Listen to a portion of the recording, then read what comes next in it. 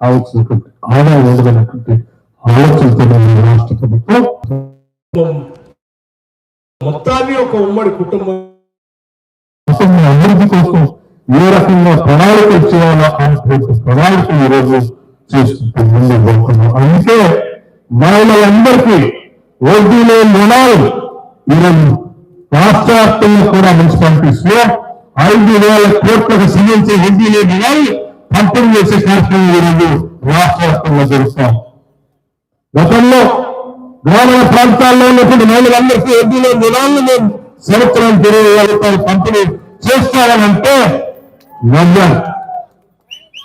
20,000 కాదు, దాన్ని అవసరమైతే దాటుతామని చెప్పి ఈరోజు 26,000 కోట్ల రూపాయల వరకు వడ్డీ లేని రుణాలు ఈ రాష్ట్రంలో పంపిణీ చేశాం. దానికి కావాల్సిన వడ్డీ డబ్బుల్ని రాష్ట్ర ప్రభుత్వం మీ తరఫున మీ చెక్కులు రూపంలో ఇచ్చి దానికి కడతా ఉన్నాం.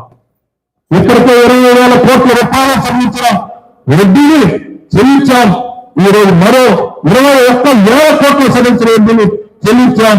ఈరోజు మరో 5,000 కోట్లకు సంబంధించిన వడ్డీని ఈరోజు రాష్ట్ర వ్యాప్తంగా ప్రతి శాసనసభ నియోజకవర్గం